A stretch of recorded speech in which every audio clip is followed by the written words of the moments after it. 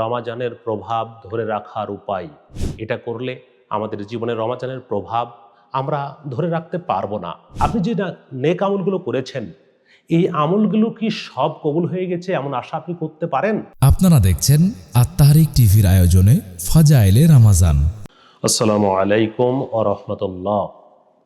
আলহামদুলিল্লাহি ওয়াহদা ওয়াসসালাতু ওয়াসসালামু আলা মান লা নাবিয়্যা বা'দা, আম্মা বা'দ। সম্মানিত দর্শক ও শ্রোতা মণ্ডলী, দেশে বিদেশে যারা আমাদেরকে দেখছেন তাদেরকে আমরা স্বাগত জানিয়ে শুরু করছি আমাদের নিয়মিত আয়োজন ফাজাইলে রমাদান। আজকে আমার আলোচনার বিষয় রমাজানের প্রভাব ধরে রাখার উপায়। আমরা পয়েন্ট ভিত্তিক কয়েকটা দিক আপনাদের তুলে ধরব। এক, শয়তানের ওয়াসওয়াসা থেকে আত্মরক্ষা করা। রমাজান মাস রহমতের মাস। এ মাসে শয়তানকে শৃঙ্খলিত করা ছিল, শয়তান আবদ্ধ ছিল, ফলে রমাজানে সে তেমন প্রভাব খাড়াতে পারেনি। কিন্তু রমাজানের পরে যখন শয়তান ছাড়া পেয়েছে, ছাড়া পেয়েই সে আদম সন্তানের মধ্যে সাঁড়াশি অভিযান চালিয়েছে। অভিযান চালিয়ে আদম সন্তানকে রমাজানের পূর্বের বদ অভ্যাসগুলি আবার তাকে চালু করার জন্য সে চেষ্টায় প্রবৃত্ত হয়েছে। ফলে আমরা যদি বারবার শয়তানের এই প্রলোভন থেকে বাঁচতে পারি, প্রয়াসা থেকে বাঁচতে পারি, শয়তানের ওয়াসওয়াসা থেকে নিজেকে আত্মরক্ষা করতে পারি, তাহলে আমরা রমাজানের প্রভাব ধরে রাখতে পারবো ইনশাআল্লাহ। এজন্য আমাদের শয়তানের বিরুদ্ধে কঠোর হতে হবে, শয়তানের ওয়াসওয়াসা থেকে, শয়তানের প্রবঞ্চনা থেকে নিজেকে বাঁচিয়ে রাখতে হবে।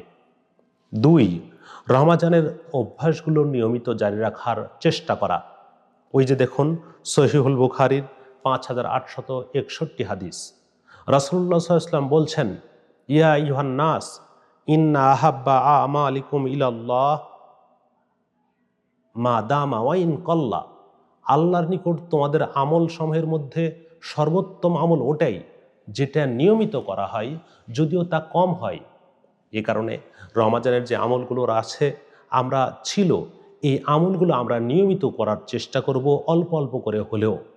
রাসূলুল্লাহ সাল্লাল্লাহু আলাইহি ওয়াসাল্লাম আব্দুল্লাহ ইবনে আমর ইবনুল আসকে বলছেন, হে আব্দুল্লাহ, তুমি ওই ব্যক্তির মতো হয়েও না যে তাহাজ্জুদ সালাত অর্থাৎ কিয়ামুল লাইল শুরু করেছিল, পরে আবার ছেড়ে দিয়েছে।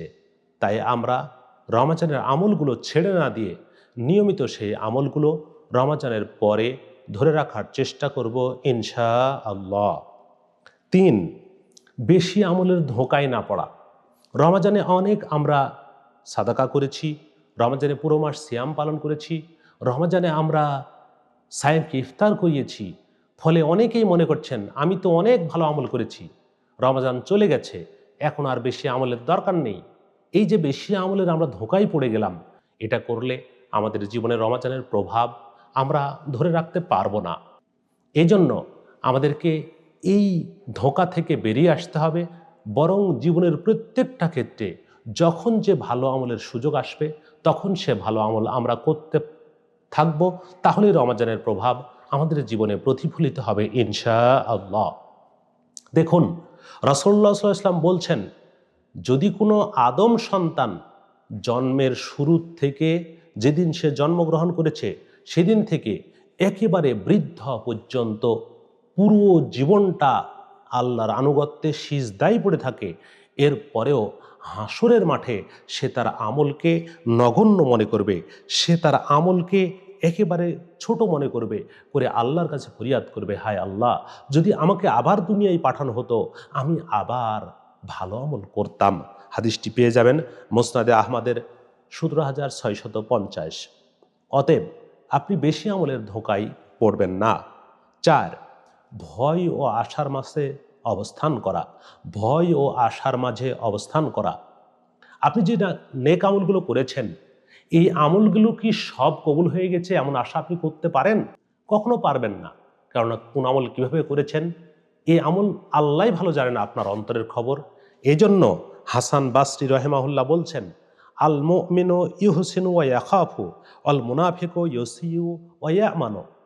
মুমিন ব্যক্তি ভালো আমল করার পরেও সে কবুল না হওয়ার ভয় করে, আর মুনাফিক ব্যক্তি খারাপ আমল করার পরেও সে নিজেকে নিরাপদ মনে করে, আপনি নিজেকে কখনোই এমনটি মনে করবেন না। 5, সৎসঙ্গে থাকা ও অসৎসঙ্গ এড়িয়ে চলা। ওই যে শুনুন, সূরা যুখরুফের 67 নম্বর আয়াত, মহান আল্লাহ বলেন, আল আখিল্লাউ ইয়াওমা ইযিম বা'দুহুম লিবা'দিন আদুউন ইল্লাল মুত্তাকিন। ওই দিন বন্ধুগণ একে অপরের শত্রু হবে মুত্তাকি ব্যতীত। এজন্য আপনি রমাজানে যেমন সায়েমদের সান্নিধ্যে দেখেছেন, ইফতারকারীদের সান্নিধ্যে দেখেছেন, অনুরূপভাবে রমাজান চলে যাওয়ার পরেও যাবতীয় রকমের খারাপ বন্ধুদের সাথে মিশ্রিত হওয়া থেকে নিজেকে বাঁচিয়ে রাখুন। সর্বদা সৎ লোকদের বন্ধু থাকবেন, সর্বদা সৎ লোকদের সাথে উঠাবসা করবেন, মুসল্লি মুমিন এদের সাথে থাকবেন। রাসূলুল্লাহ সাল্লাল্লাহু আলাইহি ওয়াসাল্লাম বলছেন, সৎসঙ্গ ও অসৎসঙ্গের দৃষ্টান্ত হচ্ছে আতর বিক্রেতা ও কামারের হাফুরের ফোকদানকারীর নেই। তুমি যদি সৎসঙ্গী হয়ে আতর বিক্রেতার কাছে যাও, তাহলে আতর বিক্রেতার কাছ থেকে তুমি কিছু আতর কিনে নিবে, অথবা তুমি আতর বিক্রেতা তোমাকে এমনিতেই কিছু দিয়ে দিবে। যদি তাও না হয়, তাহলে তুমি তো তার কাছ থেকে সুগন্ধি পাবে। আর যদি তুমি অসৎসঙ্গী হও, তাহলে তার দৃষ্টান্ত হচ্ছে কামারের হাফরের ফুকদানকারীর নেই। তুমি তার কাছে গেলে তার আগুন তোমার কাপড় জ্বালিয়ে দিবে, অথবা তুমি তো তার কাছ থেকে দুর্গন্ধ পাবে। এজন্য আমাদের অবশ্যই সর্বদা সৎসঙ্গ নির্বাচন করতে হবে, অসৎসঙ্গ থেকে আমাদের বেঁচে থাকতে হবে, অসৎসঙ্গ থেকে দূরে থাকতে হবে। তাহলে আমাদের জীবনে রহমাজানের প্রভাব ধরে রাখতে পারবো ইনশাআল্লাহ। 6, কিয়ামুল লাইলে অভ্যস্ত হওয়া। দেখুন, রমাজান মাস আপনার চলে গেছে। এখন রমাজান মাসে সারা রমাজান তারাবির সালাত আদায় করেছেন, দীর্ঘ কিয়াম করেছেন। এখন রমাজান চলে গেছে, এখন আপনি তাহাজ্জুদের সালাত নিয়মিত আদায়ের চেষ্টা করুন। তাহলে আপনার জীবনে এই ভালো আমলের প্রভাব জারি থাকবে ইনশাআল্লাহ। 7, মৃত্যুর ভাবনায় নিজের জীবনকে উজ্জীবিত রাখুন। দেখুন, আপনি বলতে পারবেন আপনার মৃত্যু কখন হবে? আমরা কেউ বলতে পারবো না মৃত্যু কখন চলে আসবে। মৃত্যুর ফেরেশতা আমাদের কাছে এসে জীবন নিয়ে চলে যাবে। এজন্য মৃত্যুকে স্মরণ করে সর্বদা যখনই ভালো আমল করার সুযোগ পাবেন, ভালো আমল করবেন, রমাজানের প্রভাব নিজের জীবনে ধরে রাখবেন, কখনো অন্যায় কাজে হাত বাড়াবেন না। 8, সর্বদা আল্লাহর নিকটে দোয়া করা। রমাজানের প্রভাব ধরে রাখার জন্য আল্লাহর নিকটে দোয়া করুন, কেননা মনে রাখবেন আল্লাহর নিকটে সবচেয়ে মুমিনের প্রিয় জিনিস হচ্ছে দোয়া। আল্লাহ রাব্বুল আলামিন দোয়ার দ্বারা খুশি হন। সাহাবায়ে কেরাম, সালাফে সালেহিন রমাজানের 6 মাস আগে থেকে দোয়া করতেন যে হে আল্লাহ, রমাজান যেন আমরা ভালোভাবে অতিবাহিত করতে পারি। রমাজান চলে যাওয়ার পরে 5 মাস ধরে তারা দোয়া করতেন যে হে আল্লাহ, রমাজানের আমল যেন আমাদের কবুল হয়ে যায়। আল্লাহ, রমাজানের আমল যেন আপনি কবুল করেন।